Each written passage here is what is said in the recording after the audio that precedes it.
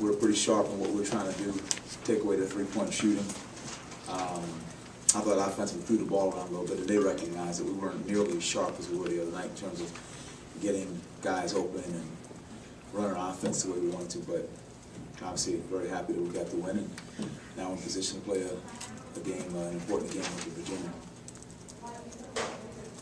Coach, talk about the play of Shumpert today. He was able to follow up big on his big performance Sunday. He did. He had to do it a little bit on his own. I didn't think he had as much help in terms of getting them open and creating shots for himself. He broke down the defense a couple times on his own and created shots for himself and created some shots for Glenn as well. Do you like the way the players on the offensive side seem to be learning their roles very well?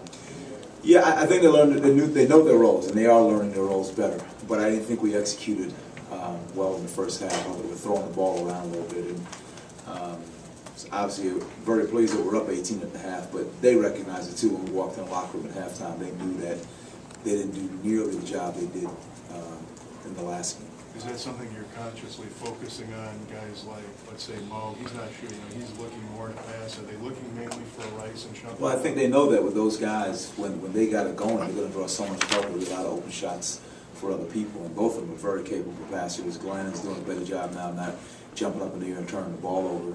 He's, getting to spots and recognizing whether he has a shot or has to make a pass. How important was it to see y'all just put them away quickly rather than let them kind of hang around like has happened in some previous games? Yeah, well, it is a sign of some maturity from these young guys. But again, we know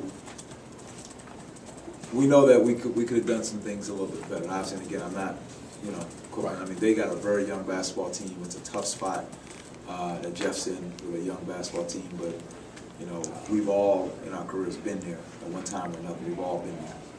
And can you talk about Daniel? He had a couple of big steals, some assists, a couple more blocks. He's filling up the stat sheet in little increments. Yeah, he really is. And we talked about that after the Carolina game, that his stat sheet was very deceiving. We're going to keep running plays to him because I think offensively he's a good player. He's got to finish some of those plays around the basket, but I know that will come with time because I know it's there. I've seen him do it in practice. We tried to open the game and go to him early and probably caught the ball a little bit further out than I would have liked, and I think he recognized it now. But we're going to keep calling his number, and I know even if he's not scoring, he's going to get his hands on a lot of balls. He's going to get steals, block shots, tip passes, rebound the ball well, block out well. He's doing a lot of good things. Coach, you think these two big wins will help you guys on Saturday when you're trying to look for your first road win? You hope so. You hope so. A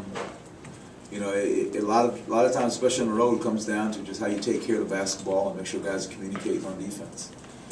They'll be up for the game. Obviously, we're going to be fired up for the game. But early on, with the momentum you have from the last game, can either stay with you or disappear fast if you're not executing things. So. It seems like the two young guys know when to push the ball and when to hold back. After they get the rebound, they have a good sense of what's going on out there. Yeah, definitely. And that's something I think that you're seeing developing.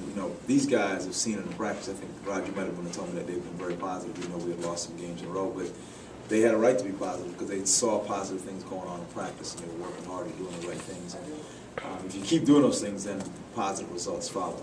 They know Thursday and Friday we got to have good practices and hope for positive results on Saturday. Wade obviously, had trouble scoring all night, but what specifically were you guys doing that disrupted their shot?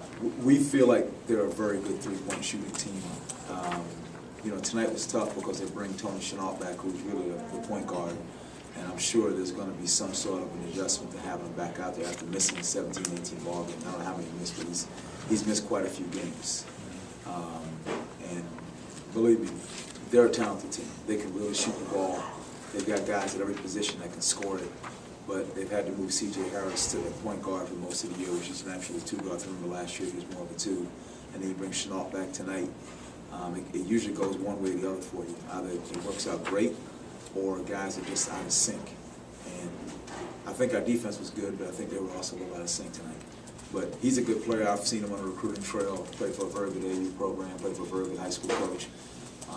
I'm sure it's going to take a little time to get him back in shape and get his timing back. You were on 680 this afternoon. You talked about winning on the road as a matter of not turning over the ball and hitting your free throws. Any concern tonight that the free throws were? No. No, just a blip. Yeah, because we've been shooting the ball well from the Okay. free throw line. It's a good group of free throw shooters. Thanks, guys.